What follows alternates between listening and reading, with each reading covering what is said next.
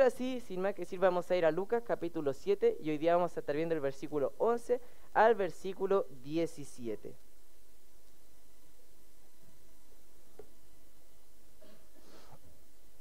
Bueno, en este texto, hermano, nosotros vamos a ver la resurrección de el hijo de una viuda. Ya vamos a estar viendo eso, pero antes quisiera hablarles de una realidad. Y la realidad es que Jesucristo, nuestro Señor, nuestro Salvador, es la persona más conocida por la humanidad. Todas las civilizaciones saben algo de Él, a excepción de algunas civilizaciones apartadas o tribus apartadas. Sin embargo, o paradójicamente, a pesar de que Jesús sea la persona más conocida, a la misma vez es la menos conocida. Que voy con esto es que la gran mayoría conoce a Jesús quizás por el nombre, por lo que ha hecho, por lo que le han contado que ha hecho, quizás incluso por su influencia hoy en día.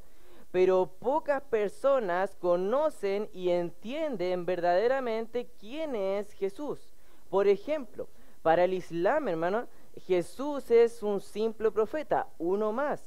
Para el mormonismo, Jesús es un ser creado y el hermano en espíritu de Satanás. Para los testigos de Jehová, Jesús es el arcángel Miguel encarnado, por lo tanto, no divino. Para otros es un filósofo, para algunos es un crítico social, para algunos es una persona de mucha influencia. La lista es interminable, hermano, si nosotros quisiéramos hablar de esas cosas. Y aunque existe una gran cantidad de opiniones y falsas opiniones que son satánicamente influenciadas acerca de Jesús, solo una es correcta y es la que aparece en la Biblia. No hay nada más, hermano. Solo lo que dice la Biblia sobre Jesús es lo que nosotros debemos saber sobre Jesús.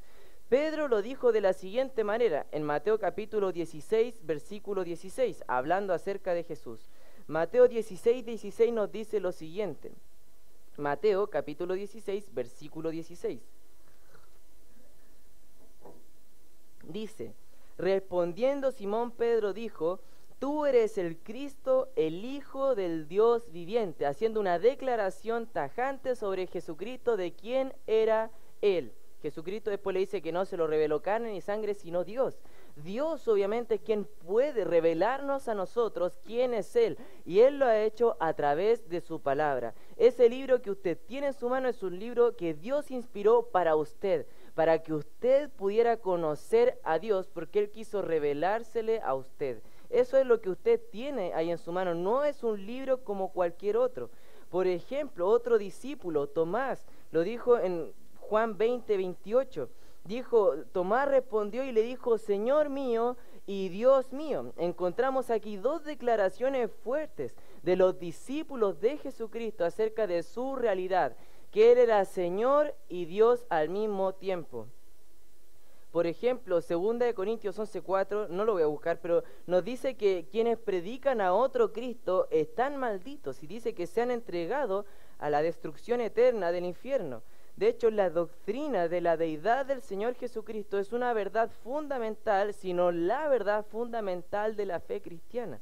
En el texto que encontramos hoy, encontramos una situación de las muchas que hay, en la que Cristo mostró su poder divino, en la que Cristo mostró su deidad. El pasaje que vamos a ver hoy día en Lucas capítulo 7 revela, hermanos, 4 evidencias implícitas de la deidad de Cristo. Vamos a ir a Lucas 7 y hoy día vamos a estar estudiando de Lucas 7 del versículo 11 al versículo 17. Vamos a partir por el versículo 11. La primera cosa que nosotros vemos acerca de que Jesucristo era Dios en este mismo pasaje era el propósito divino. Ve al versículo 11, hermano.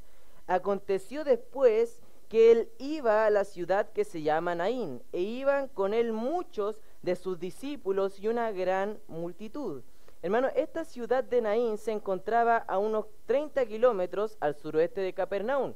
Ahora, ¿por qué digo esto? Porque anteriormente, la historia que vimos la semana pasada, Jesús ahí con Centurión, él se encontraba en Capernaum. Entonces era un viaje como de algunos días, no más que eso.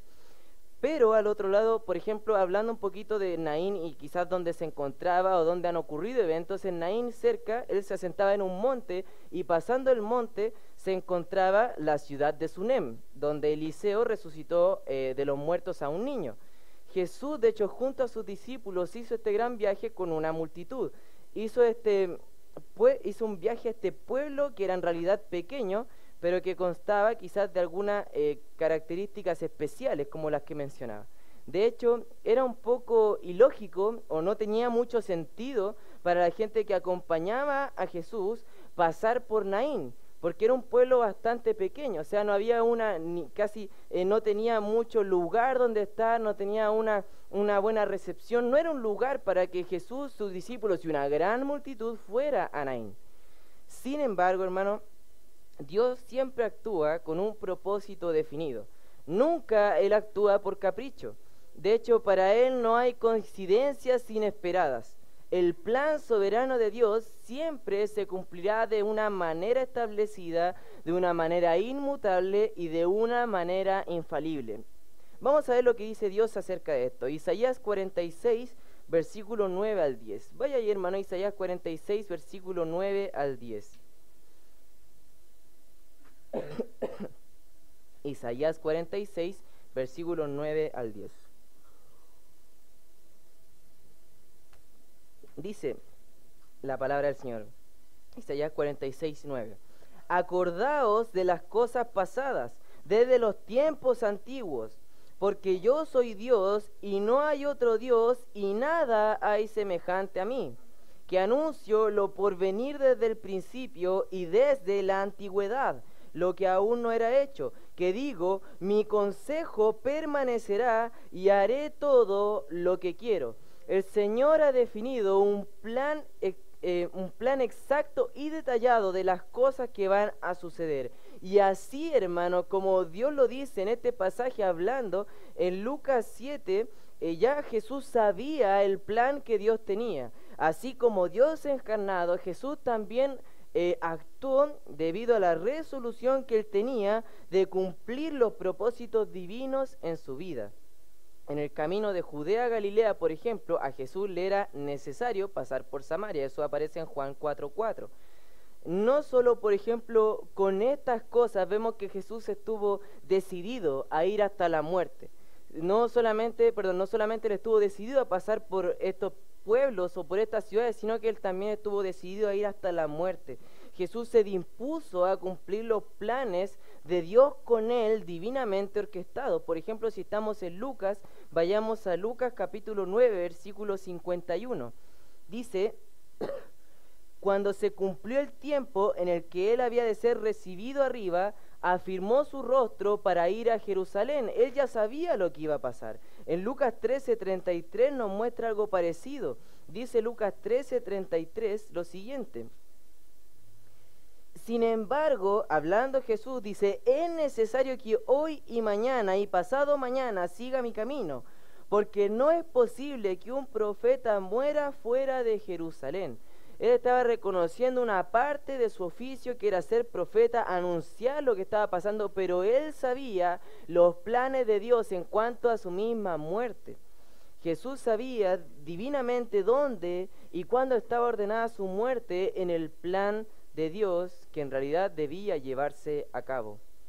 De hecho, hermano, si hablamos así, muy sinceramente, una de las ideas que son más falsas y más promulgadas en los días de hoy es el hecho de que Dios no conoce de manera infalible el mundo, de que Dios no conoce todo lo que está ocurriendo, de que Él no actúa de manera soberana. Sin embargo, hermano, Jesús no solamente conocía el futuro, sino también actuaba de manera que los planes divinos de Dios y sus propósitos se cumplieran en Él. Para los discípulos y la multitud no tenía ningún sentido pasar por el pueblo de Naín, la verdad. Pero como los funerales eran impredecibles en cuanto a fecha y hora, Jesús entendía lo que estaba pasando y Jesús ya se había dispuesto a ir a ese lugar que parecía fuera de lo común para toparse con este cortejo fúnebre que nosotros vamos a ver ahora. Lucas 7, en el versículo 12, vamos a ver lo siguiente. Ya vimos que Dios muestra a través del solo el versículo 11 su propósito divino en las cosas, de que Jesús, a pesar del común de la gente, decidiera pasar por una ciudad llamada Naín.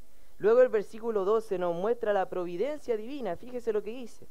Cuando llegó cerca de la puerta de la ciudad, he aquí que llevaban a enterrar un difunto, hijo único de su madre, la cual era viuda, y había con ella mucha gente de la ciudad.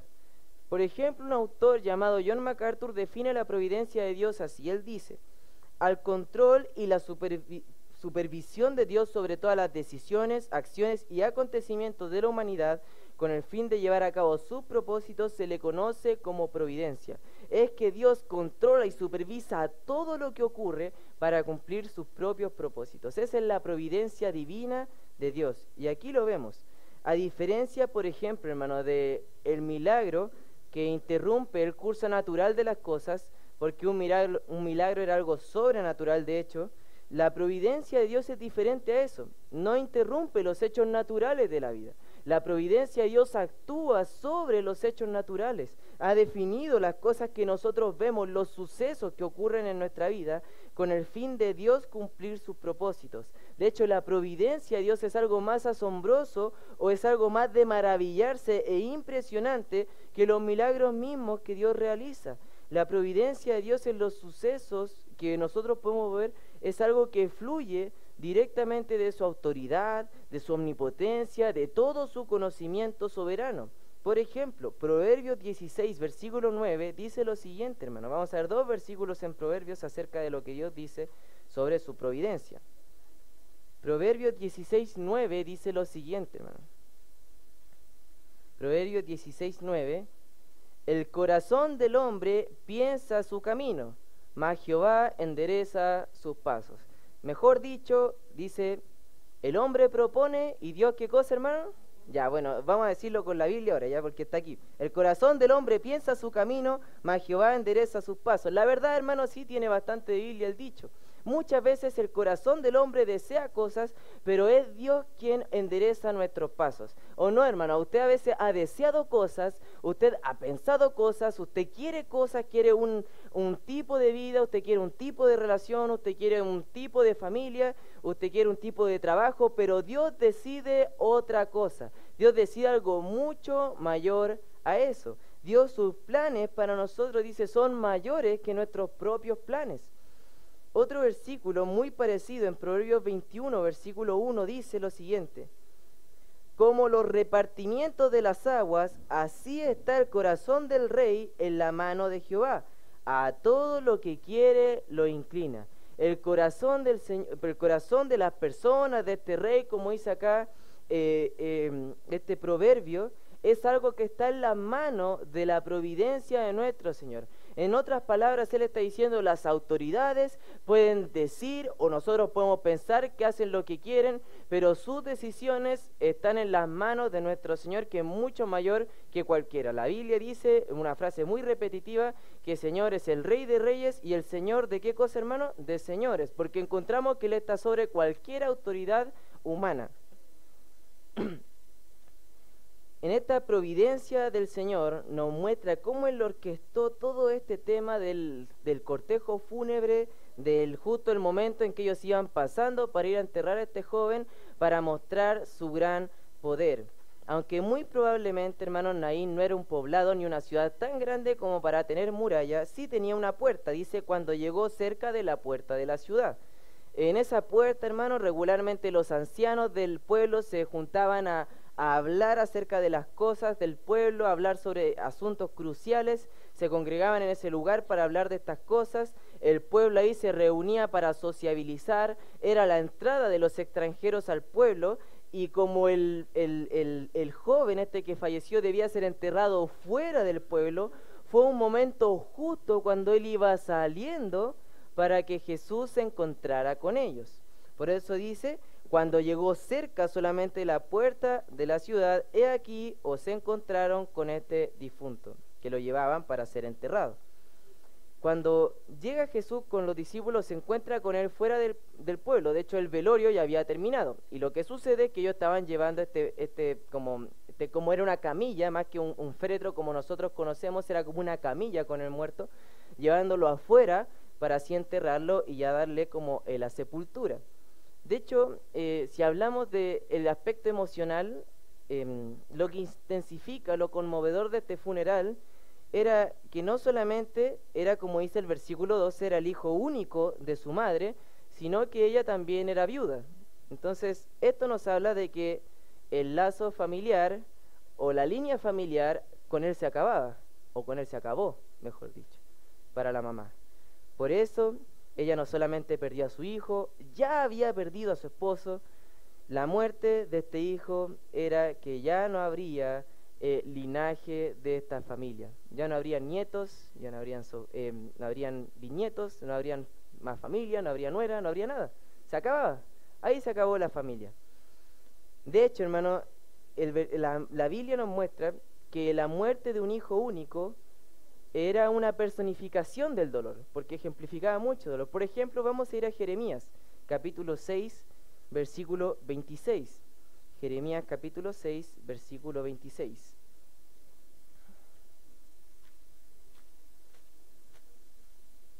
Jeremías 6, versículo 26. Dice: hija de mi pueblo, cíñete de cilicio y revuélcate en ceniza. Ponte luto como por hijo único, llanto de amarguras, porque pronto vendrá sobre nosotros el destruidor. Está diciendo, ¿saben qué? Imaginen este dolor como el dolor de perder a un hijo único. Es como cuando uno tiene, cuando hay gente que pasa por algo malo y alguien no le entiende y esta persona dice, bueno, cuando tú pases por esto vas a entender una cosa. Si está diciendo, trata de ponerte en mis zapatos o siente el dolor que sería que a ti te pasara esto. Perder a un hijo único, ya no tener ningún linaje familiar. Esta triste y lamentable escena de mucho dolor familiar para esta familia judía, preparó el escenario para que Jesucristo revelara su poder divino. Y es que muchas veces, hermano, en nuestra vida nosotros no entendemos el dolor, no entendemos el sufrimiento que nosotros podemos pasar. Sin embargo, la Biblia nos muestra que el sufrimiento de esta viuda por su hijo sería momentáneo, porque Dios tenía planes y propósitos mayores.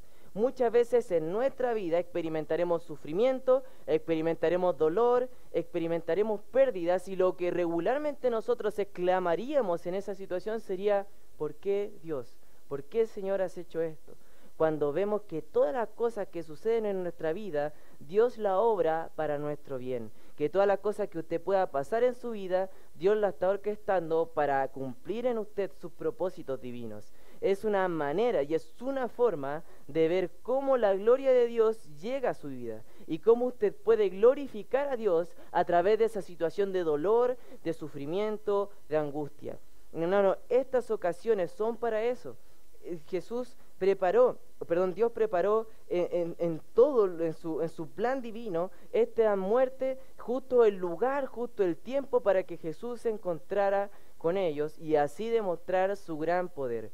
Hermano, no solamente nosotros vemos en este pasaje que Jesús divinamente mostró su poder, al final mostró su soberanía, o mostró también su providencia, o mostró su propósito, sino que también demostró una compasión divina sobre esta persona.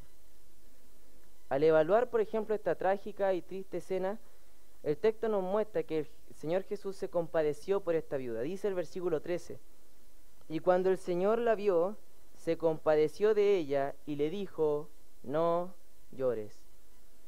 Una de las malinterpretaciones de la Biblia que más comúnmente se escucha es que la gente piensa que en el Antiguo Testamento había un Dios furioso, vengativo, irascible, de esa manera. Sin embargo, el Antiguo Testamento nos muestra un Dios también compasivo, de gracia y de misericordia. Y sabe que, hermano, en el Nuevo Testamento no es solamente amor, gracia, misericordia, como muchos piensan. Jesús limpió el templo para algunos de una forma muy violenta, tirando y arrojando las mesas de los cambistas. Él advirtió constantemente, más que del cielo hablar, Él habló de una condenación eterna, hermano. Y Él se enfureció verdaderamente ante el pecado. A diferencia de los dioses falsos que regularmente nosotros podemos ver en la naturaleza de Dios, el Dios verdadero y vivo, también encontramos esta compasión por el sentir de Dios, por ser compasivo con las personas, por este sentir de Dios del sufrimiento de los pecadores, por estar ahí con ellos. Por ejemplo, hermano, vamos a buscar algunos versículos en el Antiguo Testamento para que usted vea de lo que le estoy hablando. Después de que idolátricamente el pueblo de Israel hiciera un becerro de oro, Dios exclama algo como esto en Éxodo 33, 19. Dios habla con Moisés y le dice en Éxodo 33, 19 lo siguiente. En Éxodo 33, 19 dice lo siguiente. Y él respondió: yo haré pasar todo mi bien delante de tu rostro, y proclamaré el nombre de Jehová delante de ti, y tendré misericordia del que tendré misericordia, y seré clemente para con el que seré clemente. Él estaba hablando de su clemencia y su misericordia. La clemencia es algo que solamente un culpable reclamaría, no un inocente, hermano. Por eso es que nosotros necesitamos de la clemencia del Señor.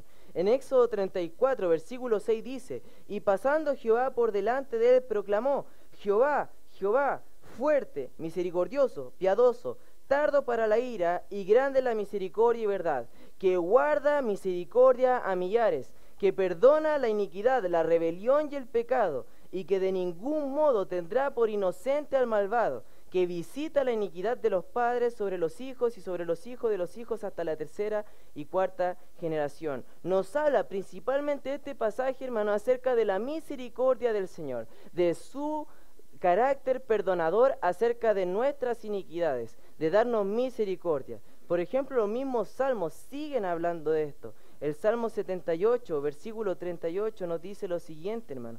Salmo 78, versículo 38 dice: pero él, misericordioso, perdona la maldad y no los destruirá, y apartó muchas veces su ira y no despertó todo su enojo. La Biblia le muestra a usted a un Dios de misericordia, de amor, de clemencia, de perdón, de olvido, y así lo muestra a usted, hermano.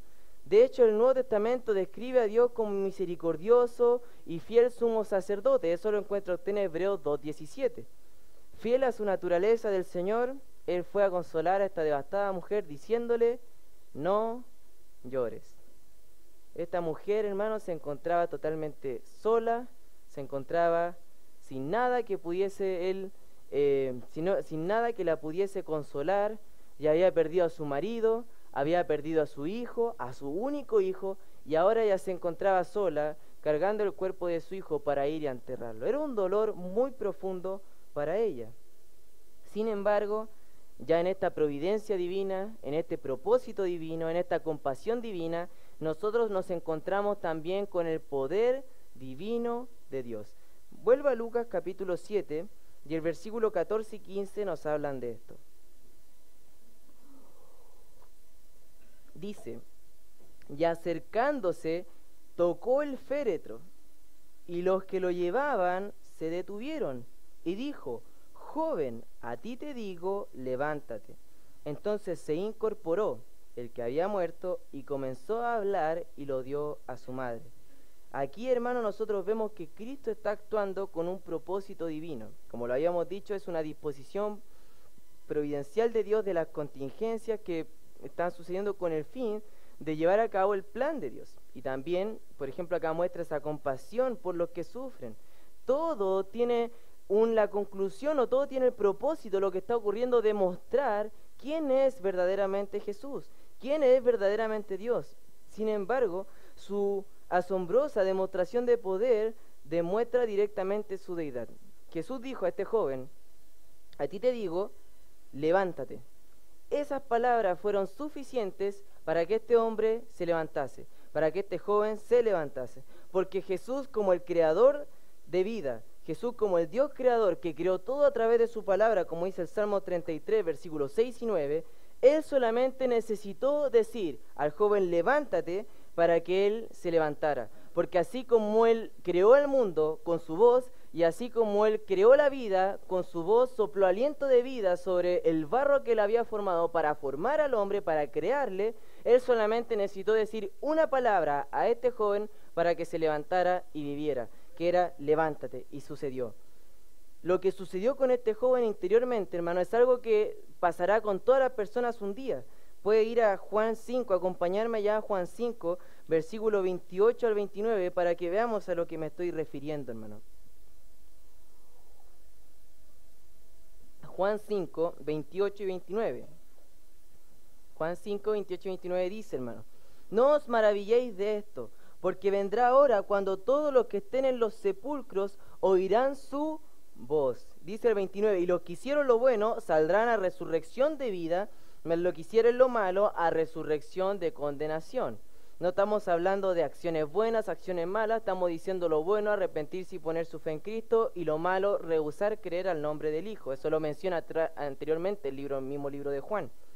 Entonces en este pasaje vemos que todos un día serán resucitados por escuchar la voz de Dios, pero algunos irán a resurrección de vida y otros a resurrección de muerte. Se dice, hermano, que si usted nace 2 veces, muere una vez, pero que si usted nace solamente una vez, muere 2 veces.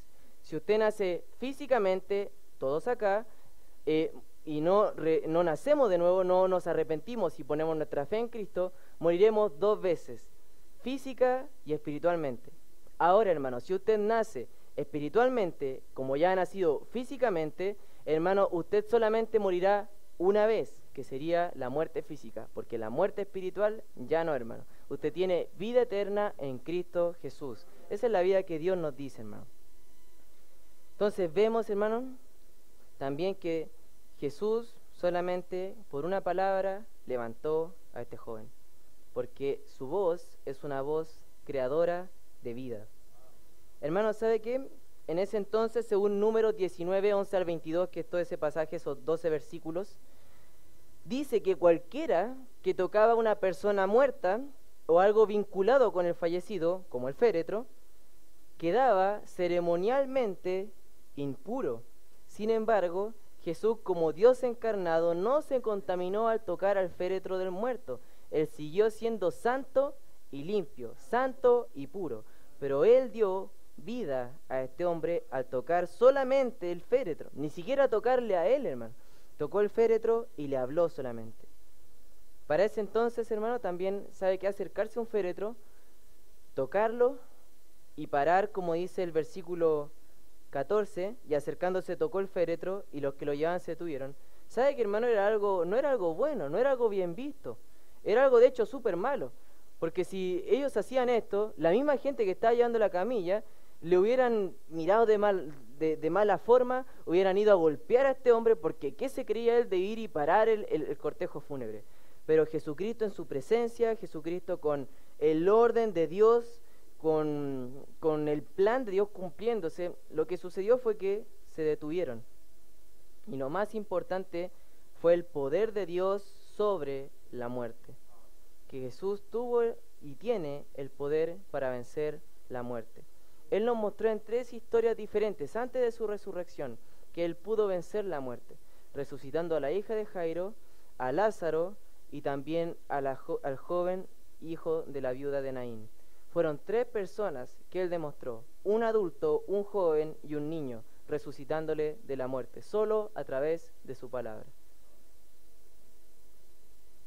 Como le decía, hermano, esta palabra que dijo Jesús fue solamente y fue lo único necesario para que este joven se levantara.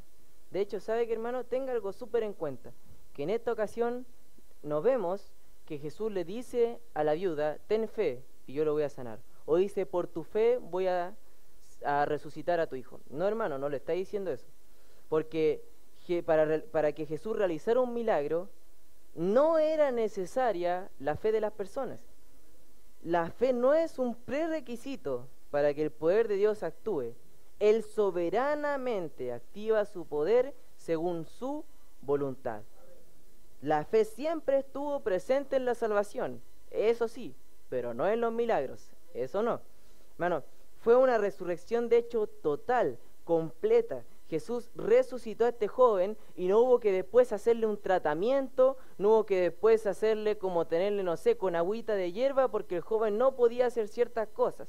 Fue una resurrección completa que Dios hizo de él. Dice que él le dijo: levántate. El joven, levantándose en muestra de su resurrección, comenzó a hablar, estaba completamente normal. Jesús lo tomó y se lo entregó a su madre. Nada más, porque las cosas que hace el Señor son completas, son perfectas, y así son las cosas que Él hace. O dígame, ¿no?, que su salvación es completa. Porque Jesús dice, no, bueno, ya te salvé, pero ya a medias, y ahora hace algunas cosas tú para que ya te gane la salvación, porque no, hermano, su salvación es una obra completa, que está perfeccionando, pero está completa, hermano. Jesús dice que aquel que comenzó la buena obra en nosotros la perfeccionará hasta el día de Jesucristo. Dice que Él está perfeccionando la obra en nosotros. Y podemos ver, hermano, la respuesta de las personas, que sería como la conclusión de esta historia, que aparece en el versículo 16 y 17. Dice, y todos tuvieron miedo, y glorificaban a Dios diciendo, un gran profeta se ha levantado entre nosotros, y Dios ha visitado a su pueblo. Y se extendió la fama de él por toda Judea y por toda la región de los alrededores. En el final de esta historia, hermano, todos los que presenciaron este milagro tuvieron miedo. De hecho, eso pasó muchas veces, que la gente que vio un milagro se quedaba traumatizada al ver tan grande muestra del poder de Dios. Esto ocurre acá, dice que tuvieron miedo, pero ese miedo lo canalizaron glorificando a Dios y afirmando que Dios había visitado a su pueblo. Cuando hablamos de la visitación a su pueblo, hermano, hablamos de que Dios ha venido para ayudar a su pueblo. Por ejemplo, Zacarías capítulo 10, versículo 3 nos dice algo así. Zacarías 10:3 nos da un ejemplo de lo que estoy diciendo. Zacarías 10, versículo 3. Dice Zacarías 10, versículo 3. Contra los pastores se ha encendido mi enojo, y castigaré a los jefes, pero Jehová de los ejércitos visitará a su rebaño, la casa de Judá, y los pondrá como su caballo de honor en la guerra. Significa que estos pastores, que estos jefes del lugar estaban tratando mal a este rebaño de Dios, pero Él dice que Él visitará a su pueblo. Dice en 1 Pedro 2 que habrá un día de la visitación de Dios, cuando la gente vea nuestras buenas obras. Dice el pueblo de Israel, hermano, de hecho había estado clamando por esta visitación de Dios durante mucho tiempo, durante aproximadamente 400 años. Los cuales nosotros llamamos de silencio, pero en realidad Dios nunca deja de hablar. Ahora lo que ellos sí ven es por un profeta, por eso se le nombra así. Pero en ese periodo intertestamentario, el pueblo de Israel había estado clamando por una visitación de Dios. Entonces, cuando vieron este suceso de que un joven muerto había resucitado, ellos supieron enseguida que Dios les había visitado, porque solo Dios puede crear vida, y Él pudo dar vida a este joven. Entonces ellos reconocieron que solamente Dios pudo haber hecho eso. El objetivo de este gran milagro que nosotros vemos, hermano, era consolar a la viuda, era darle a su hijo y mostrar el poder de Dios. Pero lo que no buscaba Jesús era hacer publicidad de su milagro, porque triste es esta realidad, de que a pesar de que las personas habían comprendido que Dios le había visitado, ellos solo le vieron, como dice el versículo 16, glorificaban a Dios diciendo, un gran profeta se ha levantado entre nosotros. Posiblemente muchas de estas personas, con el correr del tiempo, hermano, sí hayan recibido a Jesús verdaderamente, sí hayan entendido quién verdaderamente era Jesús. Pero en este entonces no lo hicieron, solamente dijeron un gran profeta. Porque sabe que, hermano, antiguamente sí hubo profetas que resucitaron a otras personas. Uno es Elías y otro Eliseo. Pero sabe que, hermano, la diferencia que ellos no notaron de Jesús con Elías y Eliseo, que también resucitaron a otras personas, es que Elías y Eliseo oraron a Dios para que Dios resucitase a los niños. Pero ¿cómo resucitó Jesús a este joven? Con su voz, con su palabra, porque Él mismo tenía las palabras de Dios, porque Él era Dios mismo encarnado. A diferencia, Jesucristo solo necesitaba hablar para resucitar a alguien. En cambio, Elías y Eliseo tuvieron que orar a Dios, pedir a Dios, hacer algunas cosas físicamente para que Dios resucitara a estas personas. Pero solamente Jesús pudo ir directamente y resucitar a este hombre. Hermano, este pasaje nos muestra directamente quién era Jesús, quién era Él. Y que mucha gente a veces dice conocer a Jesús, que mucha gente señala a Jesús de muchas maneras, incluso nosotros. Pero este pasaje nos muestra que Jesús era algo mucho mayor, que Jesús era Dios mismo, que tenía todo el poder, que sus palabras son soberanas, que Él era el creador de vida, y que así dice que la fe viene por el oír su palabra, y que así, hermano, sus ovejas oyen su voz. Que, hermano, que nosotros Debemos ver que como consecuencia del rechazo de este Israel, en el libro de Hechos 15:14, dice que Él va a ser ahora un pueblo de los gentiles. Hermano, uno debe creer quién es Jesucristo verdaderamente y conocerle, que Él es la segunda persona de la Trinidad, que Él vino a dar su vida en rescate por muchos y que su vida fue entregada por nuestras transgresiones y resucitado para nuestra justificación. Quienes rechazan esta verdad morirán en sus pecados, porque en ningún otro hay salvación, porque no hay otro nombre bajo el cielo dado a los hombres en que podamos ser salvos. Hermanos, solamente los verdaderos hijos de Dios conocen a Jesús verdaderamente y obedecen su palabra. En este pasaje vemos que la palabra de Dios tiene el poder de dar vida, y tiene el poder de dar vida a muertos espirituales como nosotros. Y no solamente eso, sino que tiene el poder para darnos vida ahora también en abundancia. Su palabra crea vida. Las palabras de Satanás, las mentiras destruyen, hermanos, nuestras vidas. El pecado destruirá su vida. Pero hermano, la palabra de Dios le dará verdadera vida. Le dará verdadera vida y vida en abundancia. ¿Está escuchando usted la palabra de Dios, hermano? ¿Está escuchando usted la voz de Dios? ¿La ha escuchado hoy día? ¿Usted conoce a Dios? ¿Usted quiere conocer a Jesucristo? ¿Usted le conoce? Hermano, piense y reflexione en su vida. ¿Cuánto ha estado usted buscando en ese libro que tiene en su mano cada semana al Dios que a usted le dio vida? Cuando usted era un muerto espiritual, la voz de Jesús le hizo resucitar a usted. Hermanos, si vamos pensando en quién es Jesucristo y regocijémonos y maravillémonos en quién es verdaderamente Él. Vamos a orar, hermano. Padre amado, Señor, quiero darte las gracias en esta hora por este tiempo que hemos tenido aquí escuchando un mensaje de tu palabra. Señor, quiero agradecerte porque este texto nos muestra quién eras verdaderamente tú. ¿Quién era verdaderamente Jesucristo y qué es lo que hizo por nosotros? Nos muestra también qué fue lo que hiciste en esta tierra y quién eras tú mismo. Gracias, Señor, te doy por este tiempo que hemos tenido en tu palabra. Gracias, Señor, por cada hermano que ha venido acá a escuchar de tu palabra y por cada persona que ha estado pensando y meditando hoy día en quién es verdaderamente Jesucristo. Gracias, Señor, te doy por cada uno de mis hermanos, para que nosotros podamos verdaderamente conocerte a ti, Señor, y a nadie más. Que nosotros nos centremos cada día en saber quién eres tú, que cada día podamos decir, hoy te conocí un poco más. Señor, este pasaje nos muestra que tú, cuando te encarnaste, eras completamente Dios en todas tus facetas, que tú mostraste que en todo tiempo, en todo lugar, tu propósito divino, tu providencia estaba ahí. Que tú tuviste compasión con las personas, tuviste compasión de los pecadores, así como la tienes de nosotros. Y te pido hoy día para que nosotros podamos ver eso. Y no solo eso, sino también tu increíble poder. Que no importa la situación que pasemos, tú la orquestarás para nuestro bien. Que no importa lo que esté sucediendo en nuestra vida, que nosotros te serviremos, te honraremos y te glorificaremos por quien tú eres. Gracias, Señor, por este tiempo que hemos tenido en tu palabra y bendice el culto que vamos a tener en tu nombre.